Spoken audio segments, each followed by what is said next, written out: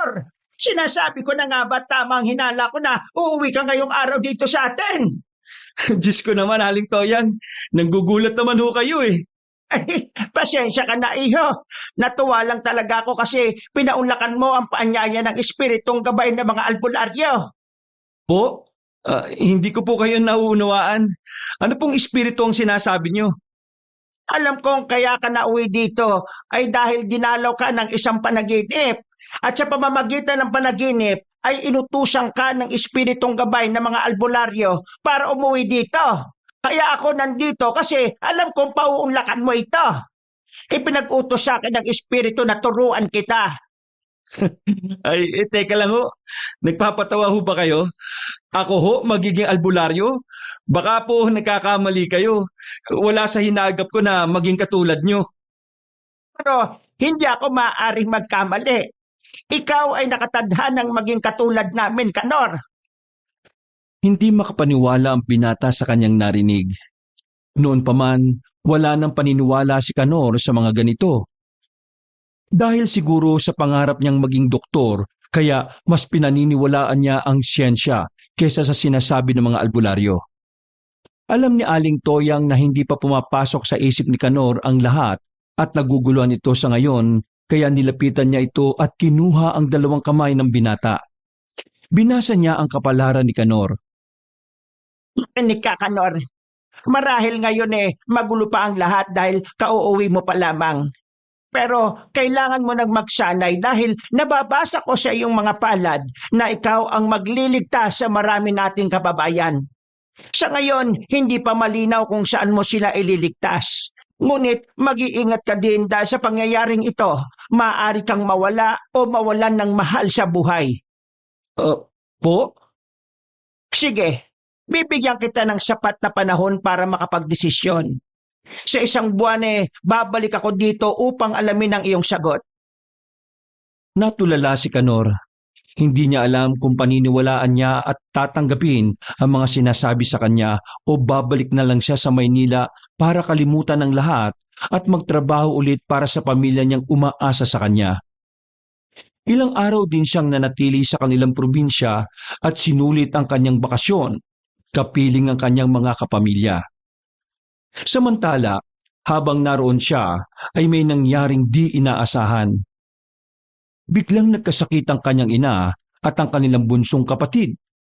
Dinala nila ito sa ospital upang mapatingnan, ngunit hindi masabi ng mga doktor ang pinagmula ng sakit ng dalawa.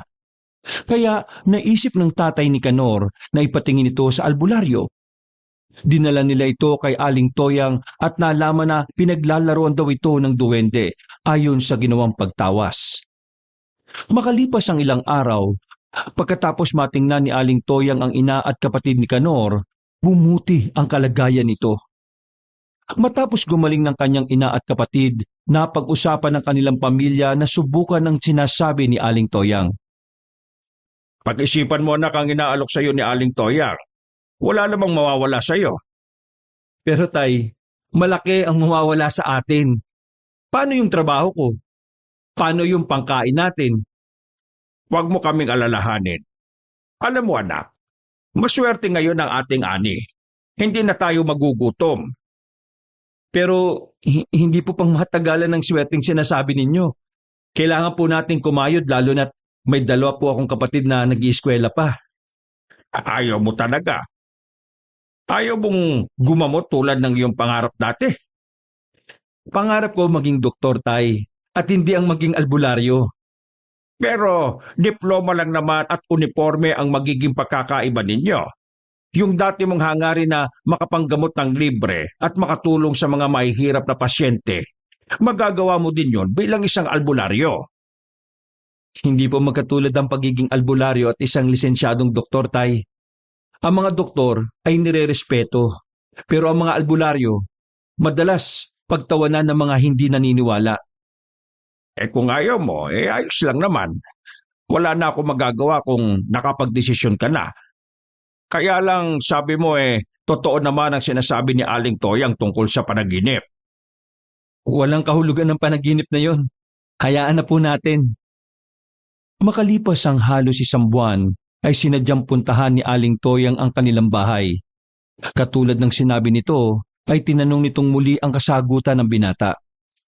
Bagamat inaasahan na ng kanyang ama na tatanggihan niya ito, ay nagulat naman ito sa isinagot ng kanyang anak. Sige po, tinatanggap ko ang alok ninyo. Pero sasabihin ko na po kagad sa inyo na wala po talaga akong alam sa ganitong mga bagay Paano po bang gagawin ko? Huwag kang mag-alala. Nandito ako para gabayan at turuan ka. Basta ba handa kang matuto at isa puso mo lahat ng ituturo ko sa iyo? Sige po. Eto, gamitin mo muna ito. Isa itong anting-anting. Isuot mo ito sa iyong katawan at huwag nang aalisin. Yabang tinanggap mo na ang tungkuling ito, ay magiging lapitin ka na ng mga nilalang na makakaliwa. Tutoksohin ka ng mga itong umanib sa kanilang masasamang gawa. Ang agimat na ito ang magtataboy sa kanila at ito na rin ang magbibigay sa iyo ng kakaibang lakas sa iyong panggagamot. Tinanggap nga ni Kanor ang pagtuturo ni Aling Toyang. Dahil doon ay inihanda niya ang kanyang sarili sa pagsasanay.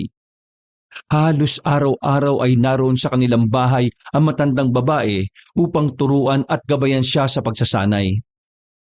Kabilang sa mga itinuro niya ay ang paggamit o pagbabasa ng tawas. Itinuro din ito ang paggamit ng mga halamang gamot at orasyon. Pagdating ng aspetong gamutan, ay madaling natuto ang binata dahil likas na talaga sa kanya ang may kagustuhang makapanggamot ng kanyang kapwa. Lumipas ang isang taon, sa edad na 31, naging albularyo siya sa tulong ni Aling Toyang. Gumawa sila ng sarili nilang kubo upang gamiting silid-gamutan sa tabi ng bahay nila Kanor. Sa kanyang panggagamot, lagi niyang kasama si Aling Toyang. Tandem sila kung manggamot. Ngunit isang araw ay agad napansin ni Kanor na tinanghali na ang matanda. Labis niya yung ipinagtaka dahil sa tagal ng pagsasama nila bilang mga albularyo ay hindi pa nahuli sa oras ang matanda. Kanor! Kanor! Oh, bakit po itay? Bakit para kayong hapong-hapo at mukhang kinakabahan sa itsura ninyo? Nabalita mo namang patay na si Aling Toyang. Ho? Patay na? Bakit? Anong nangyari? Kalakas-lakas lang nun kahapon Kasama ko pa nga yun na nanggagamot dito Wala pang makapagsabi kung ano ay kinamatay niya. Basta nakita na lang daw ng anak nito na nakahandusay si Aling Toyang sa labas ng bahay nila. Gusto ko po siyang makita, itay. Samahan po ninyo ako. O siya, tara na. Pagdaan ko kanina doon nakita ko nang naayos na ang burol na matanda Agad na tumungo sila sa bahay nila Aling Toyang upang silipin ito. Ngunit sa pagsilip niya sa kabaon, hindi si Aling Toyang ang nakita niya kundi isang mahabang putol na bahagi ng puno ng saging. Naalala niya ang itinuro ni Aling Toyang sa kanya. Ibig sabihin daw nito ay maaring buhay pa ang tao na ito at maaring may kinalaman ng mga engkanto o di naman kaya ay mga itim na nilalang ang maaring tumangay sa matanda. Bigla niyang nahaplos ang kanyang anting-anting. Naalala niyang ipinamana na sa kanya ng matanda ang agimat nito, kaya sigurado siyang yun ang dahilan kung bakit nakuha ng mga ito ang kanyang guro. May sasabihin po ako sa inyong lahat. Ang pinaglalamayan niyo ay hindi si Aling Toyang. Isa lamang itong puno ng saging. Kung sinasabi mo, iho, ulag ka ba? Hindi mo ba nakikitang bangkayan ni Toyang? Saka na imbalsa mo na yan. Ano, ipaliwanag mo nga sa akin. May kakayahan po ako makakita ng mga bagay na hindi basta-basta nakikita ng mga pangkaraniwang mata. Maniwala kayo sa akin. Hindi ito si Aling Toyang. Ibabalik ko sa inyo ang aking guro. Hahanapin ko siya. Mukhang nakihiraan na yata ng bayad itong anak ni Mariana. Kawawa naman. Mawalang galang na po, Tatang. Hindi po totoo ang sinasabi niyong nasisiraan ho ako ng bait. Ako po ay naging isang mabuting estudyante ni Aling Toyang sa panggagamot. Kaya nga ho ako nagmamalasakit sa kanya at sa kanyang mga kapamilya. Malaki ang naging impluwensya ng matanda sa akin sa pagiging albularyo ko. At hindi magkakaroon ng katuturan ang lahat ng natutunan ko sa isang pinakamagaling na albularyo dito sa atin kung di po ako gagawa ng paraan para mailigtas siya. Hindi nakaimik ang matandang lalaki sa sinabing yon ni Kanor. may ibang tao na naniwala sa kanya. Ngunit ang mga anak at ibang mga kamag-anak nito ay nahati rin sa dalawa. Merong naniniwala at meron namang hindi at tinalikuran ang inaalok na tulong nito. Agad niyang kinumbinse ang mga taong naniwala sa kanya, bagamat iilan lamang ito. Isinama niya yun sa gitna ng gubat. Ang tanging dala niya ay ang ipinamanang anting-anting, lakas ng loob, mga maiingay na bagay at ang kanya mga natutunang orasyon. Nang marating nila ang gitna ng kagubatan, ay kaagad nakaagaw ng pansin niya ay ang pinakamalaking puno na naroon. May kakaibang puwersang bumabalot sa paligid ng puno. Agad siyang nagsunog ng kamanyang at nagsimula silang magputunog ng mga maiingay na bagay. Sinimulan niya ang pag-uorasyon. Walang tigil silang nag-iingay sa pag-asang maibalik ang matandang albularyo. Huwag tayong titigil mga kasama! Medyo malakas ang ating kalaban. Talaga namang ayaw pakawalan si Aling Toyang. Sinasabi ko na nga ba't nagsasayang lamang ito ng oras mga kasama? Kahit estudyante ito ni Toyang, wala ito sa kalingkingan ng ating butihing albularyo. Hindi ako naniniwala sa bata nito. Nilalapastangan lamang nito ang labay ng aking kaibigan.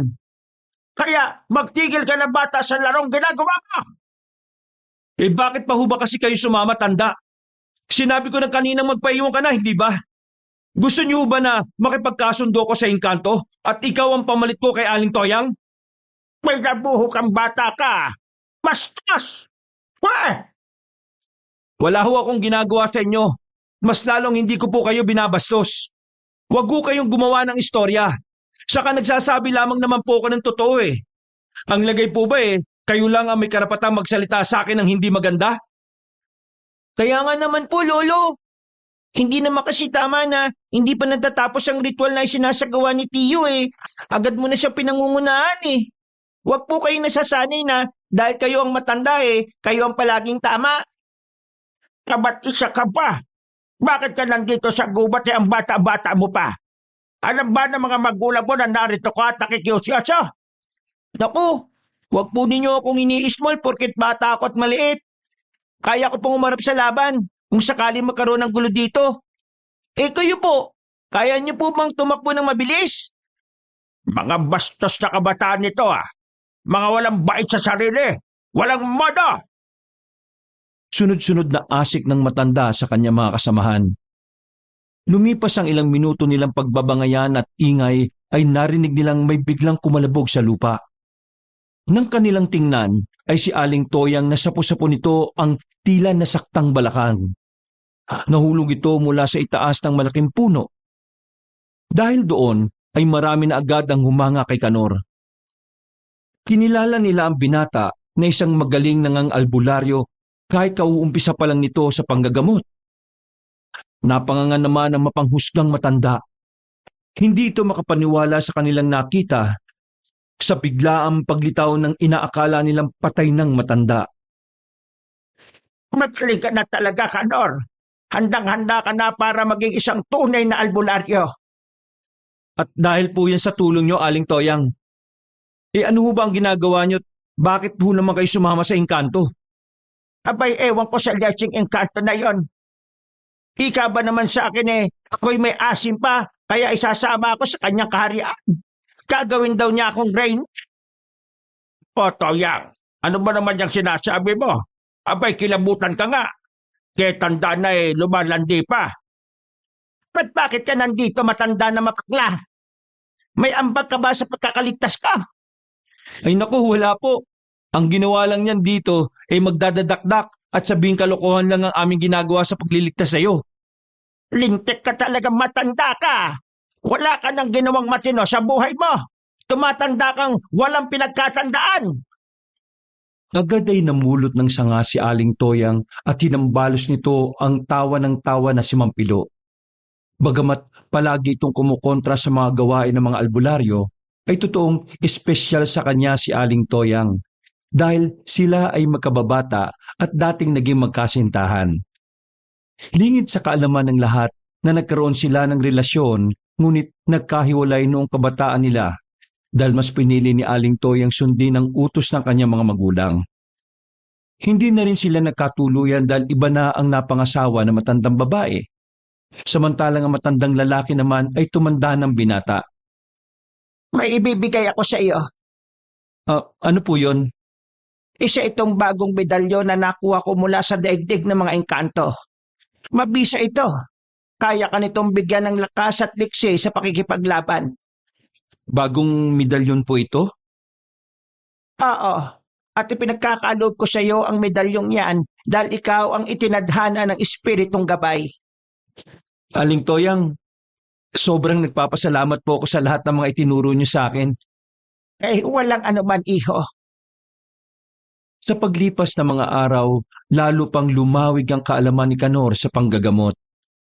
Ang kanyang tahanan ay naging tanggapan ng mga taong may iba't ibang uri ng karamdaman. Mula sa simpleng sipon hanggang sa mga sakit na hindi maipaliwanag ng modernong medisina. Marami rin ang humihingi ng kanyang payo ukol sa mga problema sa buhay. At hindi rin mawawala ang mga pumupunta para humingi ng tulong laban sa mga masasamang espiritu at engkanto. Naging kilalang manggagamot siya, hindi lang sa kanilang baryo kundi maging sa mga karatig na bayan. Isang araw ay may isang ginang na bigla na lamang kumatok sa kanyang tirahan at nakiusap sa batang albularyo na tingnan ng kanyang anak na may sakit. Nilalagnat ang bata at may mga di maipaliwanag na marka o rashes sa katawan nito. Labis na nag-aalala ang ginang sa kanyang anak, lalo pa at wala umano silang pera para makapagpatingin sa doktor. Siya ay si Aling Pasing. Ano ba nangyari sa kanya, Aling Pasing? Saan ba nagsusuot itong bata? Abay, napakabata pa ho ng inyong anak . Dapat hindi po ninyo hinahayaan na malayo sa inyong tabi. Mahirap na po ang panahon ngayon. Maraming panganib na nag-aabang sa paligid. Agad nitong kinuha ang dalawang hindiliit ng bata at kanyang pinagtabi. Tiningnan niya ang dalawang palad ng bata at tama nga, may sanib ito. Isinagawa ni Mang Canor ang pagtawas gamit ang tubig at dalawang may sinding kandila. Pinatulo ni Mang Canor ang kandila sa tubig habang sinasabi ang buong pangalan ng anak ni Aling Pasing. Sinasabi ko na nga ba at nabate ang anak niyo ng mga duwende. Inilagay niya sa isang papel ang tawas at ibinigay ito sa kanila. Dinasalan niya ang bata at binigyan ng proteksyon. Sinabihan niya silang bumalik kung may nararamdaman pa itong kakaiba. Makalipas ang ilang araw, bumisita ulit sila. Akala ni Mang Canor ay hindi gumagana ang orasyon niya. Pero ang sabi nila ay pumunta lamang sila upang magpasalamat at ipatingin kung nandun pa rin ang sapi ng bata. Wala na po, Aling Pasing. Awa ng Diyos pinatawad na siya ng duwende. Basta, wag na lang pong hayaan na maglilikot ang bata Sumang-ayon sa kanya si Aling Pasing. Agad itong nangako kay Canor na pagbubuti na nito ang pagbabantay sa kanyang batang anak. Muli ay pinatunayan ng batang albularyo ang kanyang angking galing dahil sa mabilis na paggaling ng bata. Mas lalo siyang nakilala at mas lalong dumami ang naniniwala sa kanyang kakayahan. Bagamat unti-unti na siyang nakikilala, ay hindi pa rin nagpapabayad si Canor. Tanging mga donasyon lamang ang kanyang tinatanggap at yun ang kanyang ginagamit na pambili ng kandila, langis at iba pa na ginagamit niya sa kanyang panggagamot. Ito'y alinsunod na rin sa bilin ni Aling Toyang na huwag siyang tatanggap ng anumang bayad upang sila ay di malasin at hindi magalit sa kanila ang espiritu nilang gabay at tigabulong na tumutulong sa kanila. Patuloy ang kanilang tandem ni Aling Toyang sa panggagamot. Isang araw, dumating sa kanya ang isang batang babae na si Lina. Dala ng kanyang ina. Ang bata ay may kakaibang karamdaman na hindi kayang gamutin ng doktor sa bayan. Namumutla at laging nilalagnat si Lina. At sinasabi ng kanyang ina na tuwing sasapit ang gabi ay kinakabahan ang bata at hindi makatulog dahil sa mga kababalagang nangyayari sa kanilang bahay. Inamin ng ina ni Lina na nakakita siya ng anino ng isang malaking aso na may pulang mata sa kanilang bakuran isang gabi. Kasabay ng paglala ng sakit ng kanyang anak. Nakiusap ang ginang kay Kanor na pagalingin din nito ang kanyang anak katulad ng pagpapagaling niya sa anak ni Aling Pasing. Tiningnan ni Kanor si Lina. Nakita niya sa mga mata ng bata ang takot at pagod. Alam niyang hindi ito karaniwang sakit lamang. Huwag kang matakot, Lina. Magtiwala ka sa akin, ha? Papagalingin kita. Tutulungan kita. Kailangan mo lang magtiwala. Kailangan nating magsagawa ng ritual upang palisin ang masamang espiritu na nagpapahirap sa'yo. Marunong ka ba magdasal? Agad namang tumango ang bata. Kailangan lagi ka nagdarasal sa gabi, ha? Para hindi ka nalalapitan pagkatapos natin silang palisin ngayon. Tumango ulit ang bata bilang tugon sa sinabi ni Kanor. Sa gabing yon, nagsagawa si Kanor ng isang ritual. Gumamit siya ng mga halamang gamot at mga anting-anting na ibinigay ni Aling Toyang. Sinindihan niya ang mga kandila at nagdasal ng mga orasyon.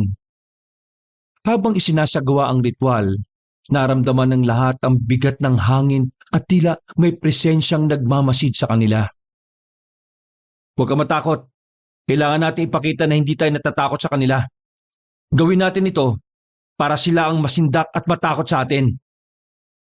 Nagpatuloy si Mang Kanor sa kanyang mga dasal at orasyon hanggang sa maramdaman nilang parang lumipas ang bigat ng hangin at nagbago ang paligid.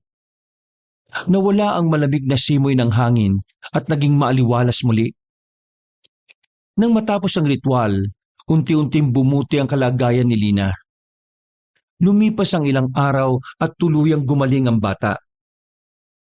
Tulad ng inaasahan ay napagaling din ni Kanor ang bata.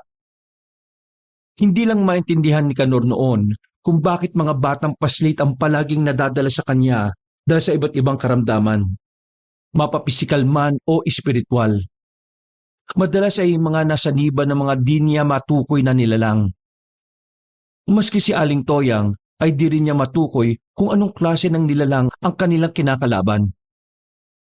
Isang gabi, nagliliwanag ang kalangitan dahil sa liwanag ng buwan. Ang kapaligiran ng ginubatan ay nabalot ng kakaibang katahimikan. Walang marinig maski mga kahol o alulong ng aso. Wala ring huni ng mga kulisap at panggabing ibon. Ramdam na ramdam ni Kanor ang mabigat na simoy ng hangin dala ng katahimikang yon. Naging mapagmatsyag siya sa paligid. 12:00 na madaling araw, habang inihahanda niya sa kanyang maliit na kubo ang kanyang mga ginagamit sa panggagamot, ay may mga narinig siyang tinig ng isang babaeng humihingi ng tulong. Agad niyang iniwan ang kanyang ginagawa at lumabas ng kubo. Dala ang kanyang lampara na gawa sa gasera.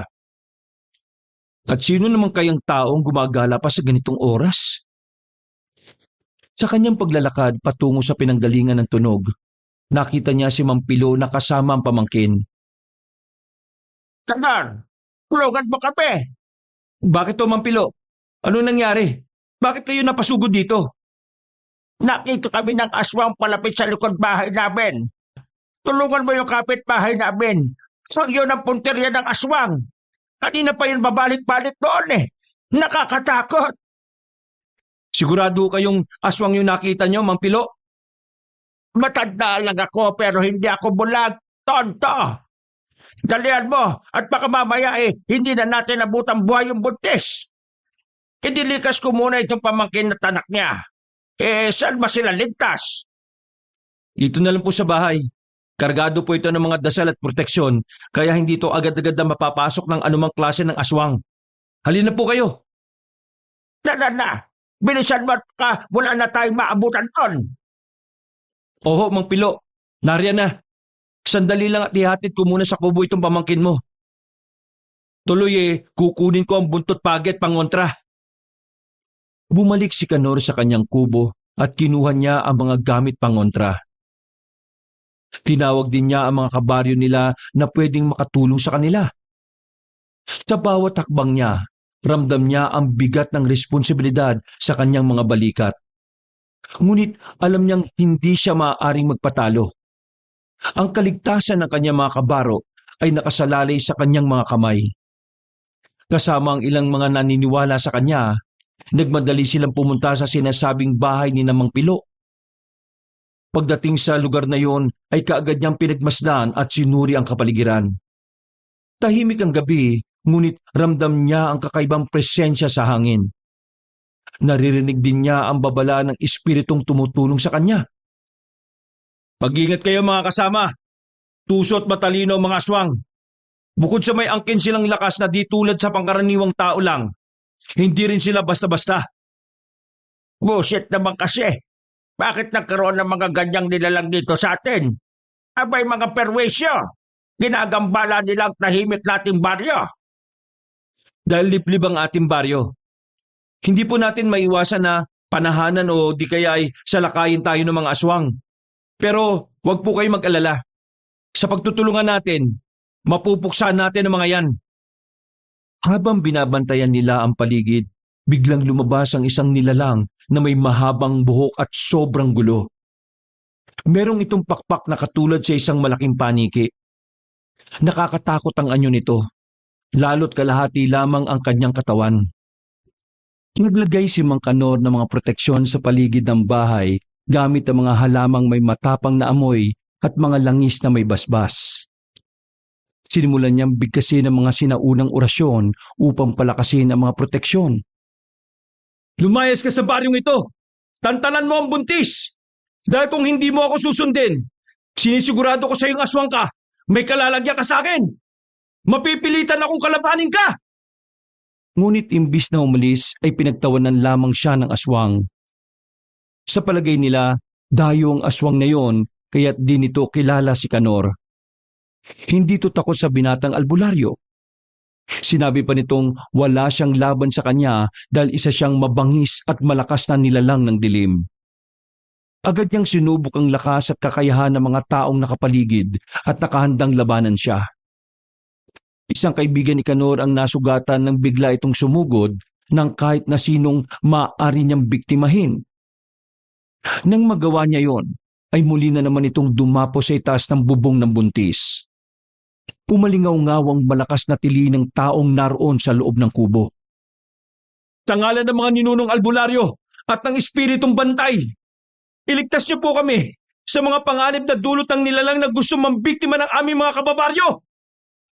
Dasal ni Mang Kanor habang hawak-hawak ang anting-anting. Pagkatapos siya magdasal, ay naramdaman niya ang kakaibang liksi at lakas na binigay sa kanya ng kanyang medalyon. Dahil doon, ay nilapitan niya ang manananggal at sinimulang abutin ito sa itaas. Subalit dahil mataas ang bubong ng kubong yon, ay hindi niya malatigo ng hawak na buntot pagi. Dumakot siya ng asin na kanyang baon at sinimulang hagisan ng kalaban. Ngunit maliksi at mabilis din ito. Naiilagan nito ang kanyang binabato. Nawala ang atensyon ng binata nang kinausap siya ng batang si Buboy. Hindi niya kagad napansin ang pagsugod sa kanya ng aswang. Pinuntiryan nito si Kanor. Mabuti na lamang at agad na kumilos si Mampilo at mabilis na lumapit ito sa kinatatayuan ng binatang albularyo. Nataga niya sa braso ang sumusugod na aswang. Dahil doon ay lumipad ito palayo. Sumisigaw ito dahil sa natamong sugat mula sa itak ng matanda. Ganyan ba ay pinagmamalaki mo kakayahan mo, Kanor? Yan na ba ang turo sa iyo ni Toyang? Mamamatay ka na hindi mo ba napapansin? Hindi ko po nakita dahil ang atensyon ko ay nasa batang si Buboy. Pero salamat po sa inyong pagliligtas sa akin, Mampilo. Tatanawin ko pong utang na loob ang inyong pagliligtas sa akin. Walang kwentang albularyo. Mahina! Ewan ba't ikaw ang ginawang tagapagmana ng karunungan ni Toyang? Kayong ordinaryong binata ka lang naman. Mahina! Hindi na nagbigay ng sagot ang binata sa tinurang yon na matanda sa kanya. Bagamat alam niyang matagal nang walang bilib sa kanya ito, ay iginagalang pa rin naman niya ang opinyon nito. Mula sa simula. Hindi naman siya nabigla lang sa sinabi nitong tatanawin nitong utang na loob ang pagkakaligtas sa kanya. Mas lalong naging agresibo ang manananggal. Inuuna nito ang inaakala niyang may mga mahihinang pangangatawan. Gayon din ang mga alam niyang natatakot sa kanya. Kaya naman naging matagumpay ito na masugatan at masaktan ang ilang mga taga-baryo. Mas naging mabilis ang bawat kilos ng manananggal at lahat ng naging atake nila ay kanyang naiwasan. Mabilis ding humilom ang sugat nito sa braso ng dahil sa itak ni Mampilo. Nagamot niya ito kaagad gamit ang kanyang laway. Tito Kanor, nakita ko na po yung kalahati niyang katawan. Ano pong gagawin ko? Sigaw ng batang si Buboy, edad 11 taong gulang. Ito ay pamangkin ni Kanor na siyang nagsisilbi sa kanyang kanang kamay sa tuwing siya ay may ginagamot. Tiningnan ni Kanor ang manananggal at nakita niya ang takot sa mga mata nito. Mabilis itong lumipad patungo doon kaya sumigaw siya sa pamangkin. Buboy! Lagyan mo na asin yung ibabaw ng putol na katawan at wiskan mo ng langis na bigay ko sa iyo! Bilisan mo! Sigaw ni Kanor habang tumatakbo upang pigilan ng manananggal. Naging mabilis ang kilos ni Kanor, ngunit nasasabayan naman ito ng aswang. Hindi niya nagawang pigilan ang manananggal at narating nito kaagad ang kalahating bahagi ng kanyang katawan. Hindi! Ano ba naman? Sayang naman oh! Ngunit sa kabila ng panghihinayang ni Kanor ay napansin niyang nakangisi ang kanyang pamangkin at naging palipat-lipat ang tingin nito sa aswang at sa kanya. At bakit ka naman tumatawa, Buboy? Anong nakakatawa? Pasensya na po. Natatawa po kasi ako dun sa aswang eh. Akala niya panalo na siya kasi nauna siya sa akin. Ang hindi po niya alam eh. Akala ni Mang Kanor ay wala na. Talo na sila at hindi na matatapos ang kanilang tunggalian. Ngunit nagawa na pala ng pamangkin niya na si Buboy ang pagsasaboy ng asin at langis bago pa nito isigaw sa lahat na nakita niya ang kalahating katawan ng aswang. Ngunit bago nalagutan ng hininga ang nasabing manananggal ay nagbitaw ito ng isang babala. Aniya ay hindi titigil ang mga kasamahan niyang aswang hanggat hindi siya naipaghihiganti. At paano naman nila malalaman na dito ka sa amin napas lang? Tinatakot mo kami pero patawad ah. Ang mga tao dito ay matatapang at hindi natatakot sa mga katulad nyo. Sa isang iglap ay may narinig silang isang malakas na huni ng isang ibong wakwak. Ang ibong wakwak ay ang alagang ibon ng isang aswang. May taglay itong mahika na tumutulong sa pambibiktima ng kanyang Panginoon. Kapag malakas ang huni nito, ibig sabihin ay malayo pa sa kanyang biktima ang aswang. Ngunit kapag mahina ng tunog ng ibong wakwak, ay nasa malapit na ang amo nito at anumang segundo ay mambibiktima na ito ng tao. Isang mahina ngunit pagak ang tawang pinakawala ng babaeng manananggal. At bago ito nalagutan ng hininga, kaagad niyang sinabi na ang mga tao sa baryong yon ay totoong mga nganib na sa kamay ng mga aswang. Natalo nila ang manananggal. Natapos na ang laban.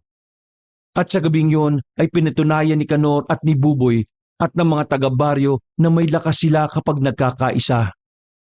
Na kaya nilang humarap at pumaslang ng aswang basta't sila'y nagtutulungan at sama-sama. Kagad na dinala sa kubo ng binatang albularyo ang mga sugatan. Sa pagkakataong yon ay nagising na rin si Aling Toyang at tumulong ito sa panggagamot ng mga nasaktan.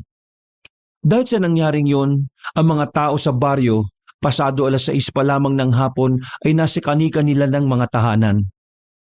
Wala nang nagpapaabot ng dilim sa lansangan. Halos lahat ng mga kabahayan ay sarado na ang bawat pintuan at bintana. Pinapakain na nila ang kanika nilang mga anak para maagang makatulog. Naging alerto sila. Ang bawat tahanan ay may mga nakahanda na rin mga pananggalang laban sa inaasahang pagganti ng mga aswang. Naglagay sila ng mga matitibay na kahoy na nakaharang sa pinto at nagsasaboy na rin sila ng asin sa bubong at sa silong. Sa bawat bintana ay nakasabit ang mga tali ng bawang. Nakahanda rin palagi ang matatalim na itak na panlaban ng mga magtatangkang pasukin ang kanilang bahay. Sa gabi naman ay rumoronda na ang mga lalaki. Pasado 10:00 kapag lumalabas sila para makapag-ikot-ikot sa buong paligid. Bawat grupo ay di bababa sa bilang na 10. Nagbantay sila sa baryo para makapaghanda kung sakaling sasalakay nga ang mga aswang na kakampi ng manananggal. Lahat sila ay alisto at panay ang tingin sa paligid kung merong aswang na nasa anyong hayop o kung merong aswang na lilipat. Bihira naman. Paano naman natin malalaman kung may nagpapanggap na pala ditong aswang? Ano na, Kanor? Kaya mo naman ang galing mo dito. Abay noong nakaraang pagpatay sa manananggal mas magaling pa sa'yo yung pamangkin mo. Siya naman talaga at hindi ikaw nakapuksa sa manananggal. Hindi ikaw na self-proclaimed albularyo kuno pero ang hina-hina naman. Kulang pa sa utak. Palibhasa drop out. May nagawa po bang kasalanan ng tiyo ko sa inyo, Mampilo? Huwag mo nang patulan, Buboy. Dapat mong isipin na mabuting asa lang maging mabait sa matatanda. Ay, loko ka! Ako bang sinabihan mo matanda? Hoy! Kung di dahil sa akin, patay ka na ngayon! Kung hindi kita iniligtas sa manananggal na yon, baka inuuod ka na sa ilalim ng lupa! Napakamot na lang ng ulo si Kanor. Alam naman niyang may katotohanan ng sinasabi na matanda. Alam niya sa kabila ng lahat ng tulong at nagawa niyang pagpapagaling sa mga may sakit sa kanilang baryo at sa karatig na lugar, ay hindi pa rin magbabago ang imahe niya sa nag-iisa at bukod tangi na umaayaw sa kanyang mga nagawang kabutihan sa kapwa. Numero 1 tagapuna at walang masabing maganda sa kanya. Hayaan po ninyo, Mampilo. Darating po ang araw na makakabawi po ako sa inyo. At mapapatunayan ko pong karapat-dapat ako na maging estudyante ni Aling Toyang. Hindi po sayang yung oras na ginugol niya sa akin. Papatunayan ko po sa inyo yan. Ay nako, puro ka lang salita, pero wala kang gawa. Tama naman po kayo Na-drop out ako sa pag-aaral ko bilang doktor. Kasi hindi kaya ng mga magulang ko ang gastos dahil tulad nyo ay mahirap lang din ang aming pamumuhay. Pero mas pinili ko po na tahakin ang buhay ng pagiging albularyo. Hindi dahil sa may kinalaman din ito sa panggagamot Pinili ko ito dahil ito ho ang nakatadhana sa akin. At naniniwala ko na hindi kayang magsinungaling ni Aling Toyang nang sabihin niyang ako ang magiging tagapagligtas ng Baryo Ginubatan. Ha! At talagang bayani pa talaga iho ang inasam mo. Natatawa ako sa iyo. Pero ano namang magagawa mo kung simpleng manananggal lang iniasa mo pa sa batang pamangkin mo? Natapos ang gabing yon sa pambababa at pang-aalipusta sa kakayahan ni Mampilo. Wala nang nasabi ang matanda buong gabi kundi mga panlalait at pamamaliit sa batang albularyo. Ngunit laking pasasalamat na lamang ng binata dahil hindi naman lahat ng kanyang mga kababaryo ay tulad ng sa pananaw ng matanda. Mas marami ang bilib sa kanyang kakayahan. Mas marami ang naniniwala sa kanyang lakas. Mas marami ang naniniwala na siya ang itinadhanang magliligtas sa kanila sa kamay ng mga mapamuksang nilalang ng dilim. Ilang buwan nang lumipas ay hindi na sila ginambala pang muli ng mga aswang. Dahil doon ay naging kampante ang mga ito. Muling bumalik ang luwag ng baryo. Ang pagsasaboy ng asin ay hindi na ginagawa. Gayon din ang pagroronda sa gabi ay kinatamara na. Dahil doon ay hindi nalalaman ng mga tao na may ilang piraso ng nilalang na nagmamatsyag sa naging pagkilos ng mga tao sa baryo. Walang nakakabatid na halos 1 buwan na pala silang sinusubaybayan at pinagpaplanuhan. Kanor, bakit nagmumukmuk ka dyan? Hindi ba't araw ng pagpapadalisay mo sa iyong agimat ngayon? Bakit hindi ka pa kumilos? Iniisip ko lang po kasi kung talagang karapat dapat ba akong tawaging albularyo. Ka nagkaroon ng pag-aalinlangan. Mukha ho kasing tamang sinabi ni Mampilo sa akin na wala ho talaga akong kwenta. Bakit ka ba kasi nakikinig sa matandang hukloban na yon? Tama naman po kasi mga sinasabi niya tungkol sa akin Alam kong di sapat ang aking kakayahan para lumaban at pumatay ng mga aswang. Paano po ako magiging tagapagtanggol? Kung ako naman ang kanilang inililigtas. Alam ko na kung ano ang mangyayari, Kanor. Ipinakita na sa akin ng espiritong gabay. Ikaw talaga ang nakatadhanang maging tagapagtanggol. Huwag kang panghinaan ng loob dahil lamang sa iyong mga naririnig. Mas maniwala ka sa mga taong may bilib sa iyo. At huwag magpapaapekto sa iba. Tandaan mo yan. Salamat po, Aling Toyang. Talagang mula simula ay hindi po ninyo ako pinabayaan. Huwag mo na kasing pinapansin yung matandang pilo na yon. Inggit at selos lang yon kaya ka pinag-iinitan. Ay sus, bakit naman kasi di mo nalang pansinin eh? Mukhang hanggang ngayon eh, talagang deads na dead sa inyo yung matanda eh. Ay tapos na yung oras namin, Kanor. Mas lalo siyang masasaktan kapag dinugtungan pa namin ang aming nakaraan. Bakit naman po? Bakit din na lang po ninyo hayaan na muli kayong mag-ibigan? Sa tingin ko po nagmamahalan pa rin naman po kayong dalawa eh. Basta, malalaman mo rin ang sagot kung bakit, iho. Sa takdang panahon ay masasagot din ang tanong kung bakit di na kami pwede. Alam niyo po, Aling Toyang, ang pag-ibig ay wala sa edad. Kung talagang may pagtingin at nararamdaman pa kayo sa isa't isa, huwag po ninyong pigilan. Sabi nga po ng iba, maikli lang ang buhay. Palagi nating piliing maging masaya. Hindi na siya sinagot ni Aling Toyang. Bagkus ay itinuloy na lamang nito ang pagtuturo sa iba pa niyang kaalaman. Mga malalakas na orasyon na maaari niyang magamit sa pakikipaglaban at panggagamot. Ani ay yun na lamang ang huling maituturo sa kanya ng minamahal at inirerespetong matandang guro. Tiyo Kanor, may pinapasabi po si Kapitan sa inyo. Oh, ano daw yun? Magkakaroon daw mamaya ng piging at handaan sa plaza. Isang kasiyahan ng iniaalay para sa iyo. Iniaalay? Masyado namang napakabanal ng salitang yan, Buboy. Hindi ako santo para alayan, no? Tiyo, hindi ganon. Ay teka, nakalimutan ko yung binili nila sa akin eh. Ano nga ba yun? Yung parang nagbibigay sila ng tropeyo. Ganon. Tapos, tatawagin ka sa entablado. Tapos yung paparangalan. Baka ang sinasabi mo ay pagkilala. Ayun! Yun nga po yun, pagkilala. Baka naman para sa iyo yun. Hindi para sa akin. Ikaw kaya yung nakapatay sa manananggal. Sabi nga po, meron din daw ako eh. Pero ikaw po talaga yung paparangalan. Ano ba yan? Kakabulol. Papa... Paparangalan. Yun nga po. Kasi dahil sa lahat ng mga naitulong mo sa ating baryo. Ano tiyo? Punta tayo ha. Balita ko maglilitsyon daw si Kapitan eh. Ayaw kong palampasin yun kasi siya lang naman malangisan yung bibig natin eh. Tayo pa nga ayaw. Ba yun? Ikaw puro kasibaan ang nasa utak mong bata ka. Ang taba-taba mo nakakalamon eh. O sige na, pupunta tayo. Yay! Salamat, Tiyo Kanor. Ang saya-saya ko. Bago kayo magsaya dyan, alalahanin nyo, gabi gagawin ng parangal. Huwag papakampante sa tahimik at maliwalas na gabi, ha? Maging alerto pa rin sa kapaligiran. Opo, tatandaan namin yan, Aling Toyang. Ang kasiyahan ngang yun ay para sa mga naging bayani.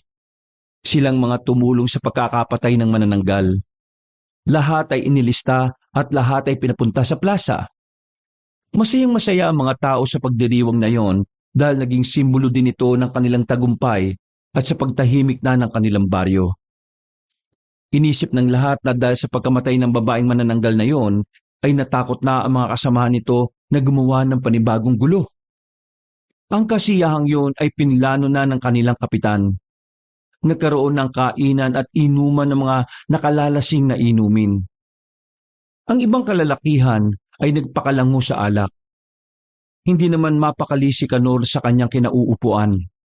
Gayong panay ang alok sa kanya ng kanyang mga kababaryo ng inumin ay hindi niya magawang tanggapin. Sa isip ay dinabaling isipin ng mga ito na siya ay suplado at namamahiya. Basta't ayaw lamang niyang malasing at makawala siyang magawa kung sakaling may mga umatake at maghiganting aswang. Hindi naman kasi imposible yon sa pananaw ni Kanor, lalo't nararamdaman niya ang pag-init at pagkulo ng langis sa kanyang bulsa. Alam niyang kanina pa may aswang na nakikihalubilo sa kanilang pagtitipon. Binalaan niya agad si Aling Toyang na naroon ng kanyang ama. Hoy, Buboy! Hinay-hinay lang sa pagkain ha. Baka mamaya pag nagbago na ng anyo yung aswang hindi ka na makatakbo niyan. Po, may aswang na nakahalubilo dito sa atin ngayon, Tiyo. Oo, pero huwag ka maingay ha. Kanor, maging alisto ka. Opo, nararamdaman ko sila, Aling Toyang. Hindi lang isa, marami sila. Paanong marami? Halos puro kababayo natin ang mga nandito, Tiyo Kanor. Huwag kang papalin lang sa iyong mga nakikita, Buboy. Ilan sa mga kasama natin ang nagpapanggap lang. Ang ibig niyo pong sabihin, yung iba dito ay... Oo, ginagaya lamang nila ang buwangis ng iba nating kasamahan. Hindi ko alam kung ano ang punto nila kung bakit nila ito ginagawa Dapat tayo maging mapagmatsyag. May pinaplano silang di maganda. bakit di pa po ninyo sila labanan? Hindi pwede. Napakarami nila. Tingnan mo yung mga kasama natin, Buboy. Halos lahat sila, lasing na. Basta't wag na lang muna tayong maingay. Magkunwari tayong walang alam. Kinakabahan po ako. Ako man natatakot din. Pero alam kong ako lang ang sadya nila ngayong gabing ito. Ikaw na munang bahala kay tatay ha. Kilalayo ko mga aswang na yan dito para walang mapahamak. Pero Tiyo, nag-iisa ka lang Kaya ko to. Magtiwala ka sa akin, Buboy. Sige na nga po. Ako na pong bahala kay Tiyo. Nauna nang nagpaalam si Kanor kahit di pa tapos ang kanilang selebrasyon. Naging mainit kaagad ang tingin sa kanya ng ibang tao. Ramdam na ramdam ni Kanor ang init na yon. Kaya naman, mas tinalasan pa niya ang kanyang paningin kung sino-sino sa mga yon ang nakaabang lamang para siya ay masaktan at mapuksa. Paghihiganti ang hangad ng mga aswang na yon. Sa kanyang paglalakad, ay iniisip niya talagang hindi pa siya handa sa pakikipagsagupaan. Maski ilang piraso na ng agimat at medalyon ang ibinigay sa kanya ng kanyang guro, ay nakakaramdam pa rin siya ng takot at pagdadalawang isip na siyang nakakapagpahina sa taglay na kapangyarihan ng mga anting-anting. Paano kung sa pag-alis kong yun doon sa plaza gumawa ng hindi maganda yung mga aswang na yun? Paano kung patayin nila mga tao na walang kalaban-laban? May narinig siyang mga yapak na sumusunod sa kanya. Paano kung di ko talaga kayang labanan ng mga aswang na ito? Tatanggapin ko na lang ba yung kamatayan? Tanong nito sa sarili. Huminga siya ng malakas at inipon niya ang natitira pa niyang tapang. Nasa kalagitnaan siya ng pagninilay-nilay nang bigla niyang naramdaman mula sa kanyang likuran ang paparating na may malakas na puwersa. Ngunit paglingon niya sa likod, ay wala namang ibang nilalang na naroon. Agad niyang inilabas ang kanyang anting-anting at itinaas ito. Nagdasal siya ng taimtim. Umasang mabibigyan siya ng lakas at proteksyon ng mga espiritu ng kalikasan. Huwag ka na magtangka, halimaw! Hindi mo ako masisindak! At mas lalong hindi mo ako matatakot! Nasaan ka? Magpakita ka! Lumabas ka! Sa liwanag ng bilog na buwan, ay napansin niya ang isang nilalang na nagtatago sa likod ng puno. Tila nag-aabang lamang ito ng tamang pagkakataon para sumugod. Nakikita na kitang demonyo ka! Lumabas ka dyan! At huwag kang duwag na kung kailan nakatalikod ako sa kakaatake! Sa isang iglap, lumabas mula sa mga anino ang isang malaking aswang. Mahaba ang nakalugay na buhok nito. May nanlilisik na galit na mga mata. Ang kanya mga kukoy matutulis at ang mga ngipin ay animoy pangil ng isang mabangis na hayop at may tumutulo pang mga laway na parabang takam na takam sa kaning nakahain sa kanyang harapan. Nagpakawala ng isang malakas na sigaw ang aswang at mabilis na sumugod kay Kanor. Walang dalang anumang sandata ang binata subalit naihanda naman niya ang sarili sa pakikipagpambuno gamit ang sarili niyang lakas at galing sa pag-uorasyon. Dahil wala na masyadong oras sa pagdarasal, ay sinalubong na niya agad nang malakas na suntok sa muka ang sumugod na aswang. Matigas ang mukha ng aswang na kanyang kalaban. Tila di nito iniinda ang kanyang pagsugod. Diyos ko, tulungan niyo po ako. Tahimik siyang nanalangin habang walang tigil sa pakikipaglaban. Inaamin niyang bagamat babae ulit ang kanyang kalaban ay mas malakas ito sa kanya. Kakaibang lakas ang taglay nito. Muling sumugod sa kanya ang aswang at sa pagkakataong yon ay alam niyang huli na para siya ay umiwas.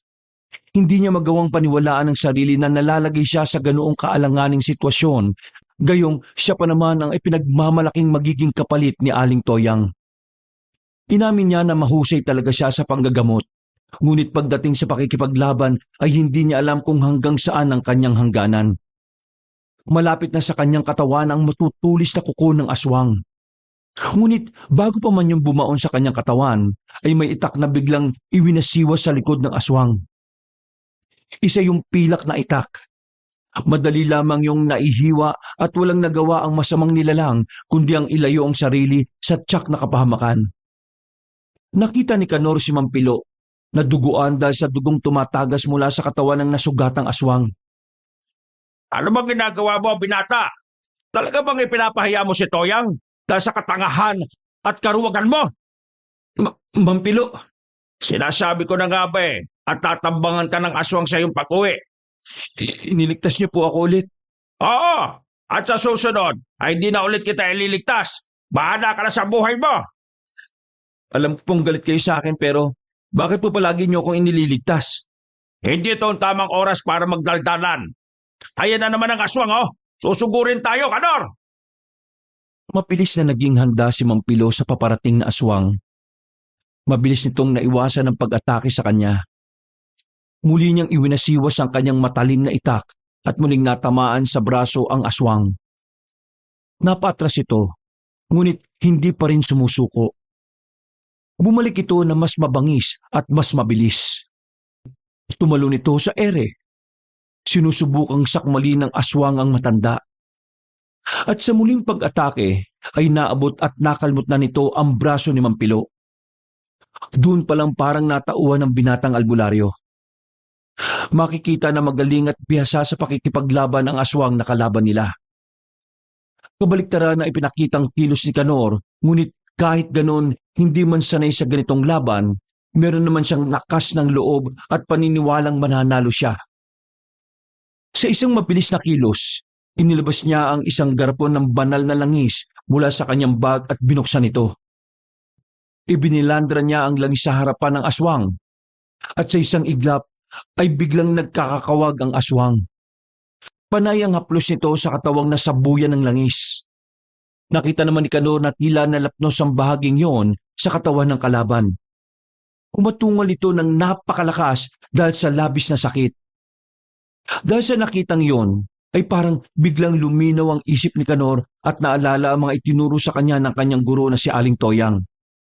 Kailangan niyang gamitin ang isip at maging matalino sa pakikipaglaban. Nagpatuloy ang laban, gamit ang kanyang mga natutunang teknik mula sa kanyang guro. Nagawang masugatan ni Canor ang aswang ng maraming beses. Ngunit matibay ang halimaw. Sa bawat sugat na natamo ng aswang, ay siya namang balik din nito sa kanila ni Mampilo. Bawat atake ay may kapalit agad na pagsugod.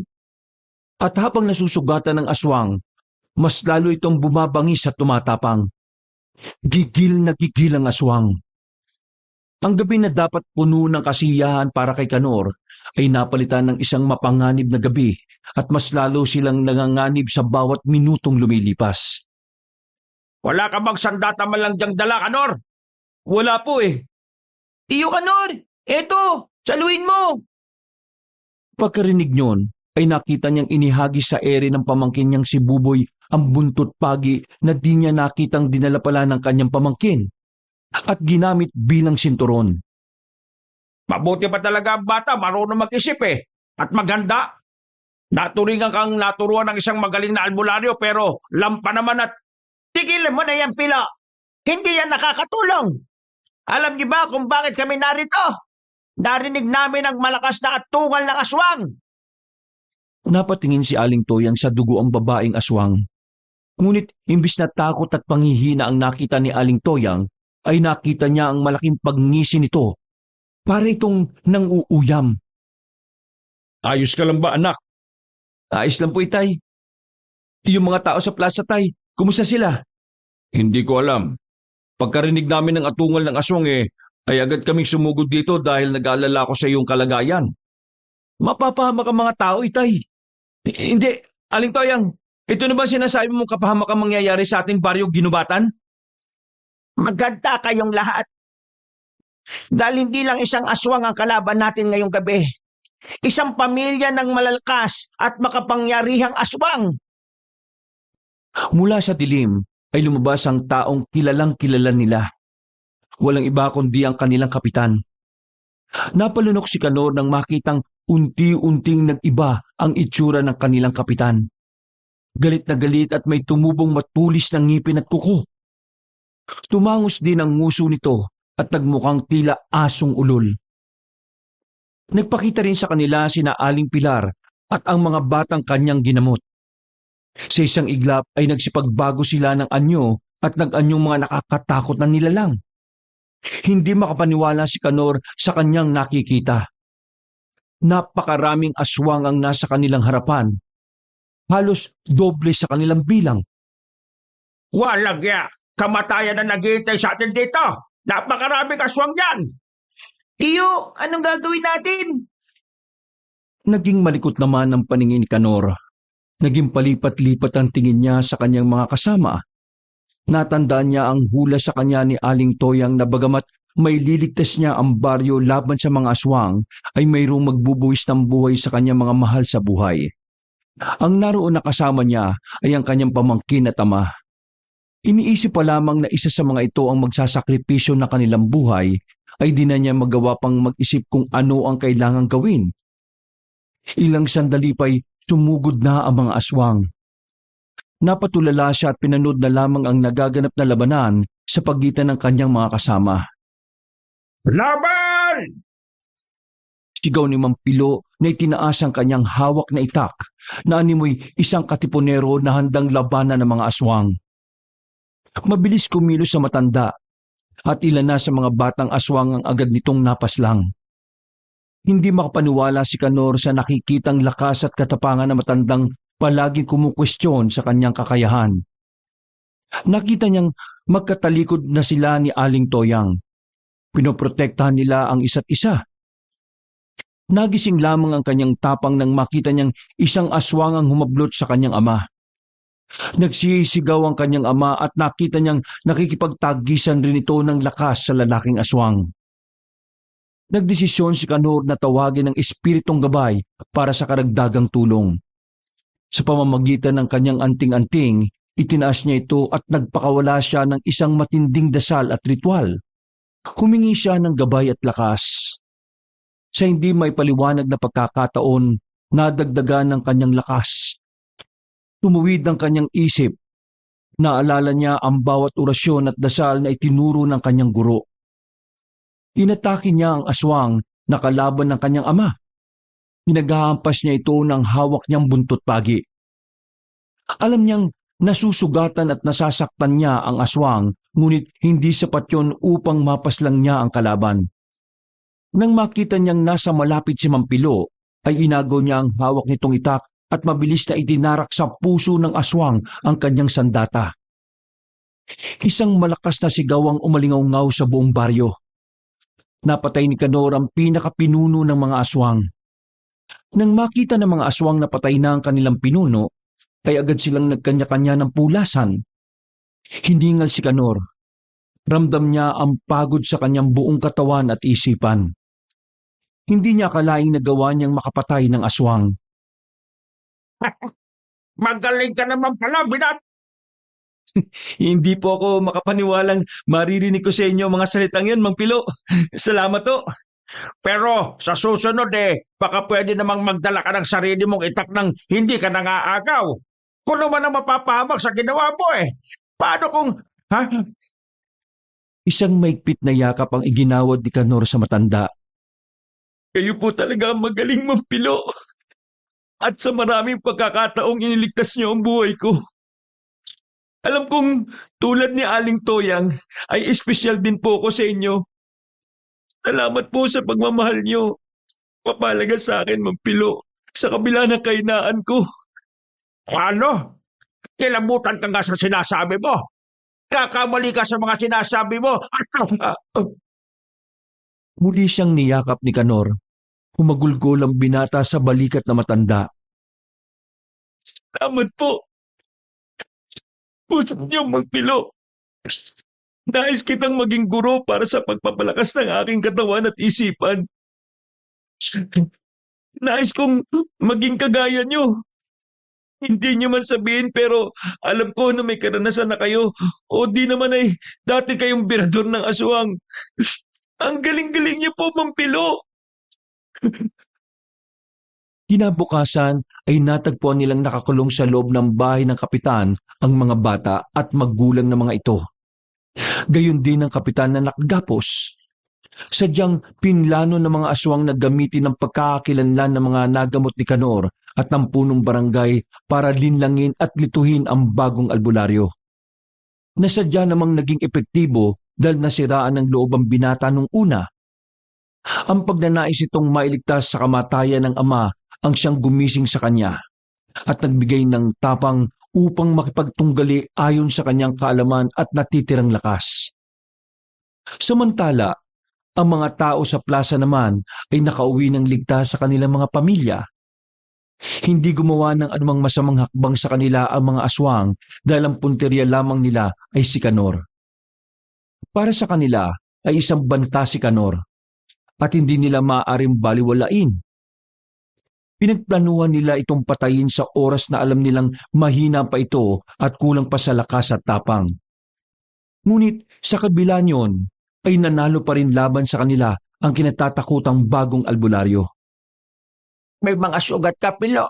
Halika dito, kagamutin ko.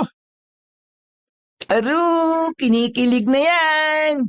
Hay, damo kang bata ka. Manahimik ka nga dyan. Baka mahambalos kita. Si Lolo Pilo naman talaga, oh. Hindi naman piro. Abay, wag naman kayong palagi masungit. Paano po kayo sasagutin niya ni Aling Toyang kung mas malakas pa po ang tono niyo kaysa sa kanya eh?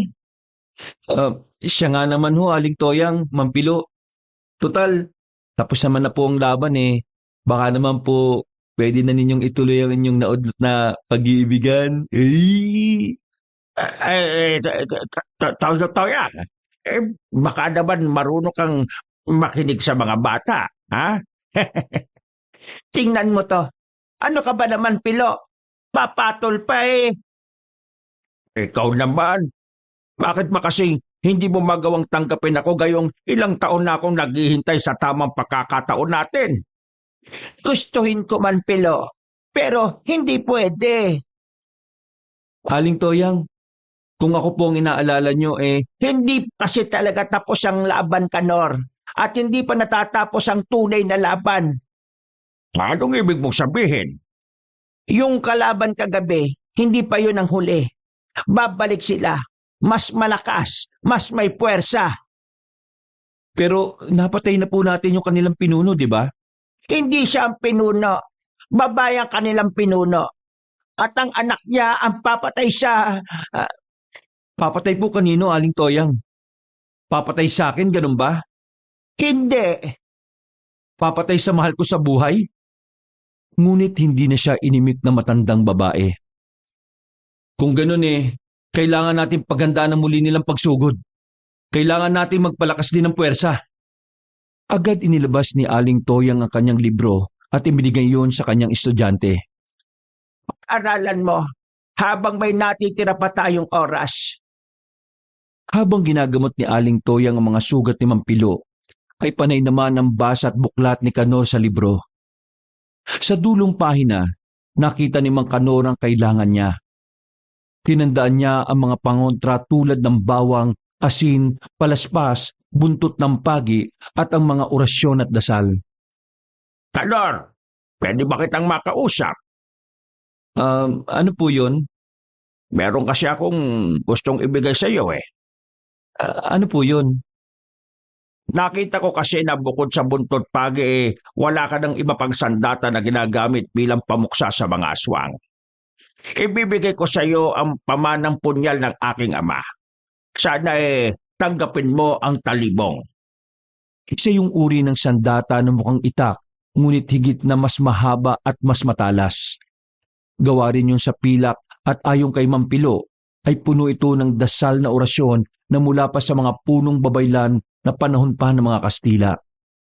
Namangha naman si Kano sa sinabing yon na matanda. Pero bakit po niyo sa akin ibinibigay ang yaman na yan na simbolo ng inyong pamilya? Simple lang ang sagot diyan, Kanor. Matanda na ako at wala kong ibang pwedeng pagmanahan niyan. Ikaw lang ang nakikita kong karapat dapat na magmay-ari niyan dahil Dahil ano po? pinagkakatiwalaan ka ni Toyang. May tiwala siya sa iyong kakayahan. Bagamat aaminin ko na hindi ko nakikita ang bagay na iyon sa ngayon, alam kong magagawa mo balang araw, Kanor. Makakaasa po kayong gagawin ko po ang lahat para mailigtas ang baryong ito, Mampilo. Kinaumagahan, pinagtipon ni Kanor ang mga naniniwala sa kanya at ang mga kayang lumaban sa mga aswang. Binalita niya ang nangyari noong nagdaang gabi. At dahil pinatunayan naman ng kapitan na naging bihag sila ng mga aswang at ginamit ang kanilang anyo para makapanlinlang at marami sa mga lalaki ang nagbigay ng suporta upang harapin ang mga aswang na susugod sa kanilang baryo. Agad silang naghanda. Naglabas sila ng mga dapat na sandata. Ang mga itak ay pinatalas na at inurasyonan ni Aling Toyang at Kanor. Ang iba ay nagkayas na rin ng mga kawayang ginagawang sibat. Ang mga kababaihan ay tumulong naman upang maglikas ng mga bata at matatanda. Inipon nila sa iisang lugar ang mga yon. Dinala nila sa simbahan sa bayan. Malugod naman silang tinanggap ng kaparian at ng parokya. Bilang ganti ay naglilinis at nagsiserbisyo ang mga bata at ilang kababaihan sa simbahan lalo na sa araw ng pagsamba. Ang mga sumunod na gabi ay naging tahimik. Walang anumang bakas ng kapahamakan sa paligid. Subalit alam ni Kanor na ang kapayapaang yun ay pansamantala lamang dahil ang kasunod ng kapayapaan ay kaguluhan. Ang pagpatay niya sa manananggal at sa aswang ay maaaring magdala ng mas malaking panganib. Alam niyang hindi magtatagal at babalik ang mga kalahi ng aswang upang sa gitna ng kanilang pagbabantay ay biglang mamatay ang mga ilaw ng gasera dahil sa malakas na hangin. Isang malakas na sigaw mula sa gubat ang kanilang narinig. Umalulong din ang mga aso at tila takot na iisa ang direksyon na tinitingnan. Sa gubat. Mga kababaryo, magsipaganda kayo. Paparating na ang mga aswang. Nang marinig yun ng mga kalalakihan ay agad nilang kinuha ang kanilang mga inihandang sandata. Sa isang iglap, naglabasan mula sa kagubatan ng mga aswang. Mga nilalang sila na may maitim na balahibo. Anyong taong katawan ngunit ang ulo ay kamukha ng isang mabangis at nauulol na aso. Agad dumatake ang mga ito sa mga tao. Malakas ang naging opensa agad ng mga aswang at doon nakita ni Kanor na hindi pa talaga handa ang iba nilang kasamahan sa totoong laban. Marami agad ang nasugatan sa mga nagwawalang aswang. Agad namang itinaas ni Kanor ang kanyang medalyon at muling nanalangin sa kanyang gabay. Muli ay naramdaman niya ang tila kuryenteng gumagapang sa kanyang katawan. Nagbigay yun ng lakas at kakaibang lakas ng loob para harapin ang mga aswang. Hinanap niya at nais niyang puntiryahin ang lider ng mga aswang. Subalit hindi niya ito makita. Ang tangi lamang niyang nakikita ay ang isang matandang babae na nagtatago sa likod ng isang puno. Nakatalungko ito at nagniningning. Ayos lang po ba kayo, Lola? Tanong ni Kanor habang tinutulungan ang matandang babae na tumayo. Halina ho kayo. Tulungan ko kayo. Kailangan niyo makaalis dito. Habang inaakay niya ang matanda, ay hindi na nito napansin ang biglang pagbabago nito ng anyo. Naramdaman niya ang lakas nito at ang pagbaon ng mga pangil nito sa kanyang balikat. Liig niya talaga ang punterya ng aswang. Mabuti na lamang, saktong paglakbang niya ay naiiwas nito nang di sinasadya ang kanyang liig. Kakaiba ang init at sakit na nararamdaman ni Canor sa mga pagkakataong yon. Naisip niya kagad ang kanyang kamatayan. Ininda niya na matindi ang sugat na natamo. Sa talimba naman ng pangil ng nilalang na yon, ay halos bumaon ito hanggang sa kanyang buto sa braso. Subalit, sa isang iglap, nakita niyang sumugod si Aling Toyang at pinaghahampas ng latigong gawa sa buntot pagi ang aswang. Nararamdaman ni Canor ang pansamantalang kaligtasan. Ayos ka lang ba, iho? Sa sinabing yun ni Aling Toyang ay napadasal at napatingin sa itaas si Canor. Nagdasal siya na sana ay malalampasan nila ang pagsubok na yon at magtagumpay sila sa digmaan laban sa mga grupo ng aswang na yon na kinain na ng galit at pagnanais na makapaghiganti. Mabilis ang naging araw ni Aling Toyang. Bagamat matanda na, hindi nito iniinda ang pagod sa kanyang ginagawang paglaban at pagkilos. Agad niyang inambalos ang dambuhalang aswang ng kanyang buntot pagi. Sinundan naman kagad ito ni Canor ng pagsaboy ng asin sa nasusugatan sanhi ng paglatigo. Nakikita niyang napupunit ang laman ng aswang dahil sa paghampas na ginagawa ni Aling Toyang. Nang masabuyan ng asin ang mga sugat na iyon, ay mas lalong naghumiyaw ang aswang. Napuruan nila ito at bumagsak sa lupa. Humiyaw ng pagkalakas-lakas sa mga kasamahan nito. Tila naman ininda ng pinunong aswang ang tinamong sugat. Inilabas ni Canor ang kanyang talibong at mula sa isang munting dasal na iginawad sa sandata ay nilapitan niya ang aswang at takmang pupugutan na ito ng ulo. Subalit mula sa kanyang likuran ay sumugod ang isang mas batang aswang. Mas mabigat na katawan ang sumandal sa kanyang likod. Naramdaman niya ang malakas na ungol ng batang aswang. Kasabay ng nanginginig na katawan. Agad niyang iniiwas ang kanyang katawan. At mula doon ay nakita niyang napaiga si Aling Toyang. Habang kagat-kagat ito ng aswang sa kanyang leeg. Unti-unti ay nanghina si Aling Toyang dahil sa tagumpay ngang naibaon ng aswang ang pangil sa leeg na matanda. Nangisay ito. Mabilis ang agos ng dugo mula sa nabutas na leeg. Hindi! Kasunod noon ay ang pagbaon ng kuko ng aswang sa katawan ng kanyang guro. Nabigla siya sa nangyari subalit agad na napuno ng galit ang kanyang dibdib. Inuwasiwas niya ng walang pag-aalinlangan ang hawak niyang matalim na sandata sa leeg ng halimaw. Nalaglag sa lupa ang ulo nito at tumandusay ang duguan nitong katawan sa lupa.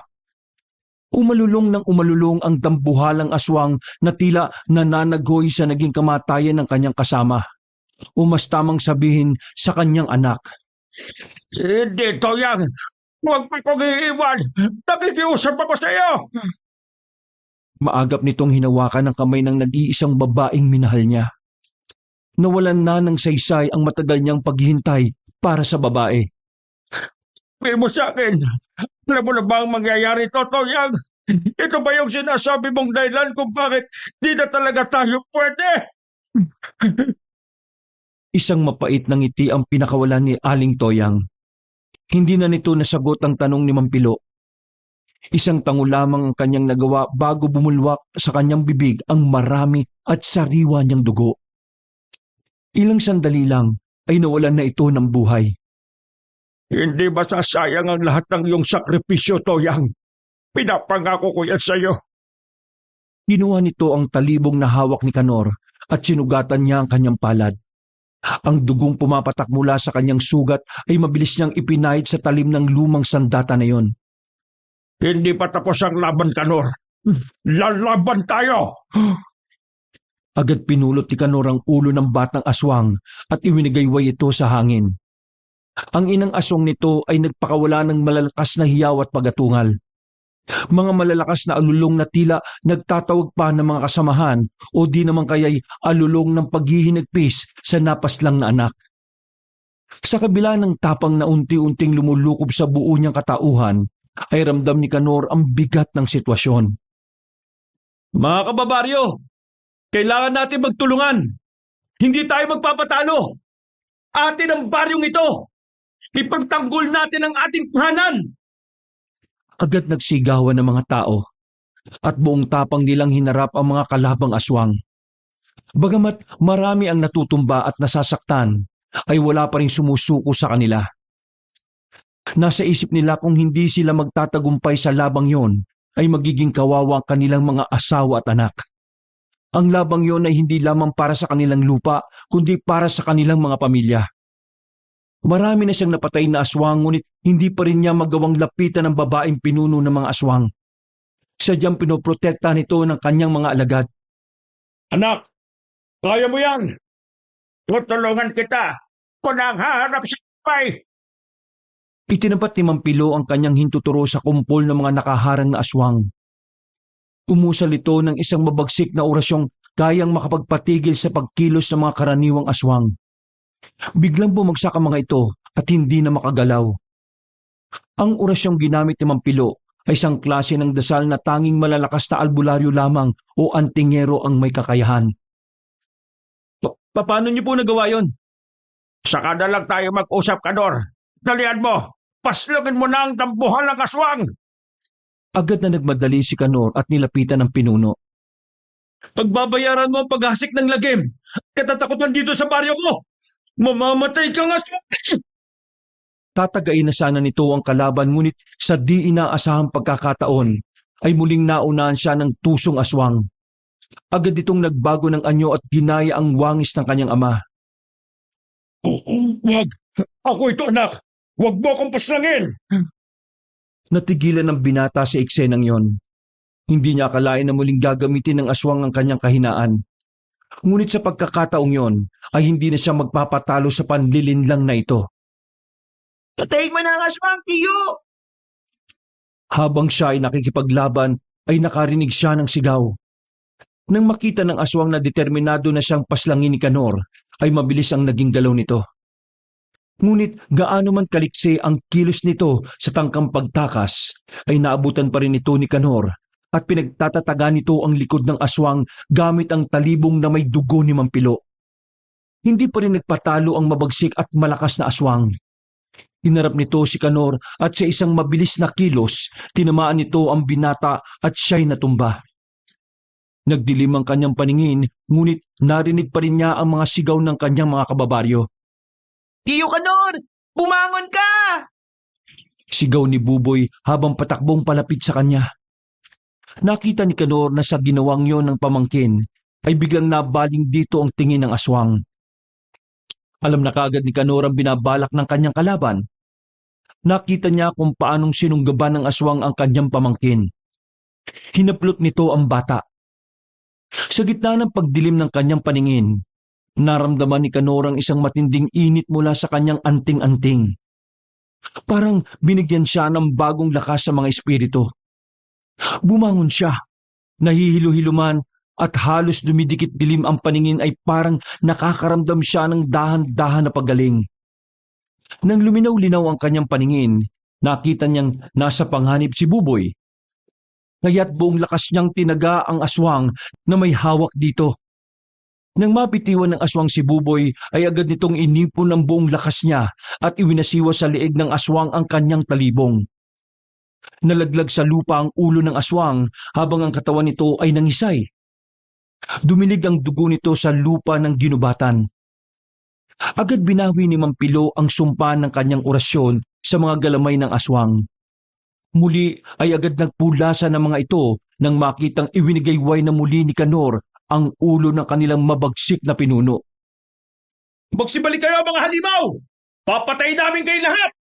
Papatayin ko kayo! Ama na anak! Tapos na! Tapos na anak ko! Wala nang kalaban!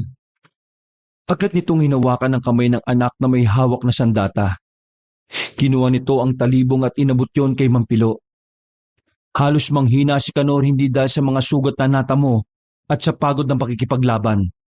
Biglang tila nawalan siya ng lakas dahil sa mga nakitang namatay na kasamahan. Nang may masmasan, ay nilapitan niya ang bangkay ni Aling Toyang. Wala na siya, Kanor. Mampilo, hindi ako naniniwala na siya talaga yung nakatakdang magbuwis ng buhay sa labanang ito. Nakita na niya yung mangyayari. Ipinakita na sa kanya ng gabay. Malakas ang pakiramdam ko na dapat ako yun eh. Pero bakit? Bakit niya ibinigay ang kanyang buhay kapalit ng sa akin? Kasi espesyal kang tao sa kanya, Kanor. Kaya nga, galit na galit ako sa iyo dahil masayo niya itinuon ang kanyang oras. Nabaliwala ulit ako dahil sa iyo pero naiintindihan ko kung bakit. Kasi nakita niya ang mga katangian ko noon sa iyo nung nagsisimula pa lamang ako bilang isang albularyo. Ikinuwento na matandang si Pilo na noong kabataan nila ay siya talaga ang nakatadhanang maging albularyo dahil ito ay mula sa mga lahi ng mga malalakas na babaylan nung panahon pa ng mga Kastila.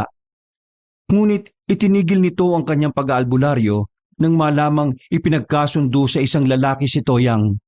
Wala siyang nagawa dahil noong panahon nila ay hindi nila maaaring baguhin ang desisyon ng mga nakatatanda. Hindi kanya sinukuan kasi ayaw niyang matulad ka sa akin na itinigil ang pangarap dahil sa isang kabiguan. Kahit mahina ka, kahit isang lampa at duwag, hindi kanya sinukuan. Sana, Kanor, sana hindi ko rin sinukuan ang pangarap ko noon. Napasaya ko sana si Toyang. Pwede pa po nating mapasaya si Aling Toyang, Kapilo. Tinatanggap mo ba ako bilang iyong guro? Maski isa kong drop out? Tinatanggap ko ng buong puso. Sa gabing yun, kahit puno ng pagod at sakit ang katawan, alam ni Kanor na mas magiging matatag ang samahan nilang mga magkakabaryo. Ang kanilang tapang ang nagsilbing proteksyon nila laban sa mga mapanganib na aswang. At ito rin ang magsisilbi nilang proteksyon sa mga darating pang pagsubok. At sa muling pagliwanag ng araw ay magsisimula ang muli nilang pagbangon. At simula na rin ang mas lalong pagpapalakas ni Kanor. Darating ang araw na magiging biyasa din siya sa tulong ni Mampilo. At mula sa araw ding yon ay magkakaroon na ng bagong kahulugan ang bansag sa kanyang bagong albularyo. Wakas. Yes, hello mga ka-KB, mga kabangers, kabanong puli. Naku, ako po nagpapasalamat sa inyong pagsubaybay dito sa ating kwento. So, sa mga bago pong dalaw dito sa ating channel, don't forget to click that subscribe button para lagi po kayo nanonotify pag may mga bago tayo mga videos. And syempre, don't forget to click rin po yung ating like kung nagustuhan nyo po yung ating kwento ngayong araw na ito. And syempre, mag-comment na rin po tayo kung ano masasabi nyo sa kwento po natin. Ayan. At syempre, ito pong pinakamaganda sa lahat. Pagkatapos po nating makinig o magsubaybay dito sa ating channel, meron po akong bagong-bagong i-recommend sa inyo. Ito po ay bago sa ating Team KB. Okay, meron po tayong bagong narrator na napakagaling po, no? Siya po ay isang director po sa dubbing. Kasama ko rin po siya sa dubbing. At siya po ay nagboses po sa iba't ibang bida sa mga Korean telenovela or meron rin po siyang pinagbidahan din po sa mostly sa mga telenovela, yung mga Mexican. O isa po siya sa nagboses po kay Marimar. Di ba? So, marami po siya actually nga naging boses. Kumbaga, ito po ibibidahin po yung boses po ng ating naging bagong narrator po dito sa ating Team KB na patuloy po na magbibigay po sa inyo ng mga kwento, ng mga kababalaghan, kwentong aswangan, di ba? Para po medyo kayo po ay ma-relax, no? Kumbaga kayo po ay ma-entertain habang kayo po ay nagtatrabaho, lalo na po yung ating mga team OFWs dyan, at saka yung mga team sa mga nanay, team sa palengke, yung mga nagtatrabaho. Okay, so marami po tayo mga kasama po dyan na talagang nag-aabang po sa ating mga kwento ngayong araw na ito. So ngayon po, para po patuloy po kayo mabigyan ng walang tigil na mga magagandang kwento, ito po, ayan, ang bago po nating makakasama ngayon sa ating Team KB, walang iba kundi si Miss Lily. Okay, so ito pong channel po niya ay bagong-bago, ang Miss Lily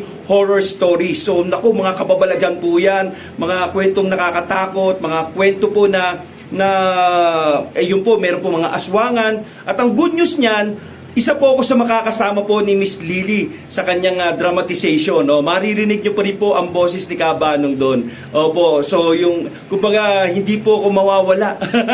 Makakasama nyo pa rin po at maririnig nyo pa rin po ako. Okay, so yun po mga kaibigan, mga kabangers, no, mga ka-KB, sana po wag niyo pong kalimutan na subaybayan, no. Pagkatapos po nito, diretso na po tayo doon sa link na dito po inaano po natin, ipo-post po natin, ipipin comment po natin yung link po ng ating bagong kasama, si Miss Lily Horror Stories. So pakinggan po natin 'yon. Maraming salamat.